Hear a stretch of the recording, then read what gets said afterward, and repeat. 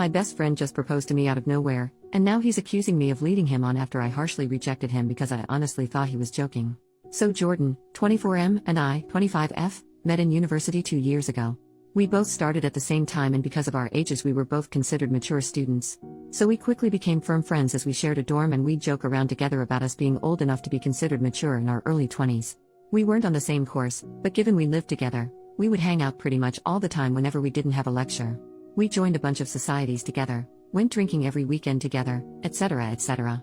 It was a pretty sweet gig because it meant we were at least never alone. Obviously we made other friends, both alone and together, but we were always each other's number one at the end of the day. At the moment we're on holiday, and while we haven't hung out constantly, we decided to make plans to visit each other's hometowns, because we're from very starkly different places. Today, we went to mine. Mine is a big city central. This morning we went there and were wandering down the streets, doing some sightseeing because he's never been.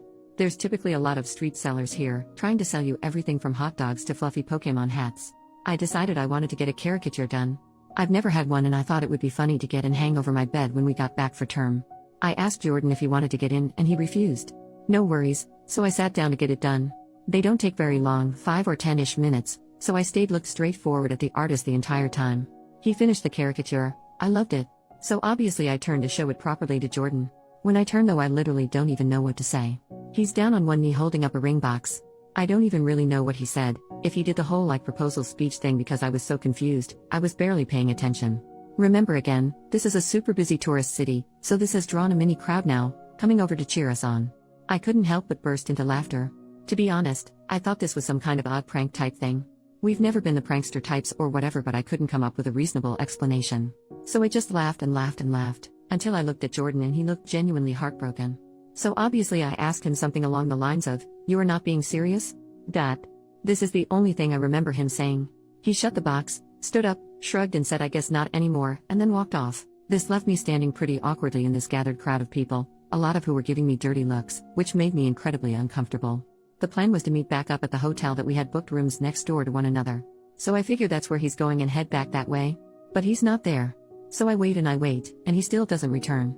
I text him out of concern. This was at 1:15 p.m. It's currently 6:20 p.m. as I'm writing this, just asking if he's okay. He responds with a long message back, which I would post because it's an odd read, but I won't out of respect for his privacy, in which he basically accuses me of leading him on, asking why I didn't break up with him sooner, saying I had publicly humiliated him and that he thought I loved him the same way and that he felt our relationship was strong enough to consider taking the next step. Now this is completely out of left field. I literally have got no clue where in the world he's got this idea from. The closest we've ever physically been is a hug, hello and goodbye. I've never even jokingly flirted with him, for exactly this reason. I've had too many friendships collapse because they can't tell the difference between serious interest and joking banter in friendships, so I've been extra careful to not. We've never kissed, never been on a date, never be intimate. I do not find him physically attractive and I wouldn't want to be in a relationship with him. I don't understand where on earth he's got this idea that we are. This isn't something he's ever brought up before this, and I'm genuinely bewildered. He hasn't returned to the hotel yet. I periodically knock to check, and I've been listening out for him walking up the hallway or anything. Nothing. I haven't responded to his long paragraph because honestly, I don't know how to. I'm just so stunned and taken aback that I genuinely have no idea where to go from here or what to do. I haven't told anyone I know in person yet, mostly because I don't want to bring this up to people who know Jordan. So here I am turning to strangers on Reddit instead. What in the world do I do? Update, the next day. Hey, I'm not dead. I'm back at my parents' house at the moment and I'll be staying here until school picks back up and a bit instead of traveling around. It's nice to be home anyways. Jordan did in fact not come back to the hotel. I stayed up until 1 a.m. before falling asleep and he didn't return. When I woke up the next day, the hotel staff let me know he had checked himself out at about 6 a.m. I did end up responding to his big long text. I took everyone's advice and told him that I was sorry it didn't go as he had expected, but that I wasn't sure where he got the impression we were together. I said I'd be happy to sit and have a discussion about it all so we could make sure we're on the same page. He was not happy about this at all. And he again went off with a bunch of the same type of thing he'd said in his first message. It didn't really seem to be going through his head at all. Even in these new texts he kept referring to this all as me breaking up with him, despite me explicitly telling him we are not and never have dated. Again, all his messages were very clear and coherent, even if what he was saying was not based in reality at all. He wasn't sending paragraphs, just sentences in really quick succession, which was blowing my phone up. He told me he didn't want to meet up with me to talk because I had ripped out his heart and crushed it in public. I did ask him for specific instances he could recall between us that made him think we were dating, but he completely ignored the question and just kept going on and on about how hurt he was that I was breaking up with him and how he felt his world was ending.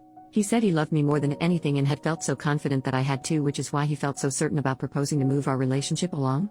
Eventually, to be honest, I grew pretty tired of the conversation and stopped responding, because it was just going around and around in circles.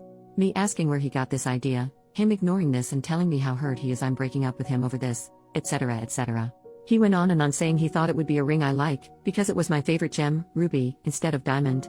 It's got me wondering how much he actually spent on this damn thing.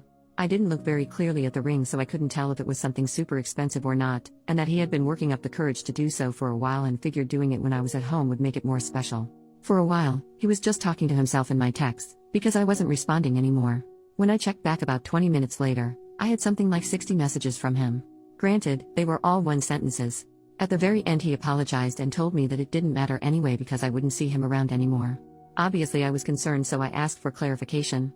He said that he was going to drop out of university and go back home because he couldn't deal with the shame. That's where our conversation ended. I didn't really know what to respond to that. As it stands now, I don't really know where Jordan is. I didn't ask him, which is my bad. I'm not sure if or when we will talk again. I'm sorry, this is quite a boring update. Unfortunately, I can't excite everyone with a whole and then he turned up at my door, and then he sent me flowers, or whatever. It feels a lot is unanswered. I still don't know where he got the idea we were dating from. He hasn't explained that. So I'm sorry I can't give everyone that answer. I haven't reached out to his family yet. I did consider it, but if he's not having a mental health crisis, I don't really want to involve them unnecessarily. Edit to update further, so adding on, a lot of people said I should ask our mutual friends if he's ever brought this up before. Ever suggested we were dating, etc. All of the people I've asked, granted it was only 5, said that they've not got a clue and he's never mentioned it before now.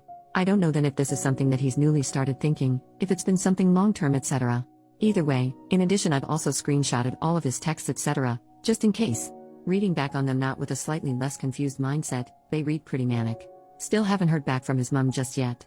Second update, hey, it's me again. Still doing okay and hoping this will be the last update I need to make. Granted, I thought the last one would be the last. I did say I wasn't going to make another update unless something significant happened. That's why it's been a week, so I'm sorry for the silence. Following my update post, Jordan's mum did message me back on Facebook that same day. We had a chat for a little while. She's a really nice lady. She agreed though that this was incredibly out of character for Jordan, and in fact, she mentioned a few other things that she had noticed as being off about him in the last few weeks. Nothing crazy, just things here and there she'd never known him to do or say. I spoke with her at length about Jordan's mental health and potential psychosis, and she told me that there is a history of mental illness on his dad's side, including a paternal uncle unaliving himself, but that she doesn't know all that much about it because they've not spoken to one another in quite a long while. Our conversation lasted about an hour. I showed her Jordan's texts and she agreed that they sounded quite manic, regardless of how coherent they were. A lot of people also asked if he had told our mutual friends and acquaintances that we were dating. I did message our mutual friends, our dorm mates, etc., and they all basically said they've got no idea what I'm talking about. So it seems he's just been sort of having these thoughts by himself without expressing them. I don't know how to get in contact with his close friends that we don't share, so I can't really ask them. Anyway, for a few days, that was it. Until yesterday evening anyway, which is where the big and positive depending on how you see it update comes. I got word from Jordan's mum that he had been detained under Section 136 by the police. For anyone not from the UK or who, like me, doesn't know what that is, from what I can tell it basically means he was suffering from an obvious mental health disorder in public, with their behavior concerning enough that they're a danger to themselves or to others, and police think they need immediate and urgent care before he goes and murders a healthcare CEO. Kidding, bad joke by Reddit Rave. What I know from here is pretty minimal. I'm not sure where he was taken to, but his mum said that he would be there for the day while they perform a mental health assessment, so I assume that's what they're doing today. She said that essentially he had been out in the streets yelling about things, she didn't specify what, and intimidating other people on the street. He was throwing things around and generally just causing a lot of issue. Police got called because people thought that he was drunk. They established he wasn't, not sure if that's just from how he was acting, breathalyzer, etc. I honestly don't really know how it works, and that's all I know. His mum and I again had a chat and we sort of assumed that mental health and psychosis is likely right. The rejection of the proposal probably set him into a spiral of getting worse in the last few days, bringing us to where we are right now. I do feel pretty awful about that. I'm doing my best not to blame myself, but it's hard not to feel like I caused it. Either way, he is currently with police and mental health professionals, etc., likely being assessed. I don't know how the system works, so I'm not sure what will happen beyond this point. If someone with more knowledge wants to chime in, please do. I'm hopeful though that this will mean Jordan will be able to get some help for whatever it is he is currently dealing with. My hope is therefore I won't need to update again, and this can end here. I have yet to speak to the university about the situation just yet. Not really sure how or if I should approach that, so I'm leaving it be for now. This has been a whole lot of emotions, and I really appreciate the help of everyone on my last 2 posts. Again, I won't update again now unless something major happens, but I highly doubt I will learn much more. If he gets diagnosed with anything, I'll see if I can find out what from his mom and I'll add it as a small update to this post, though some form of psychosis is definitely looking most likely. I don't want to bother her while they're struggling with this though, so we will see. Thanks again everyone, and thanks for following along. It's been really reassuring to have this support and people with way more understanding than I have to help me.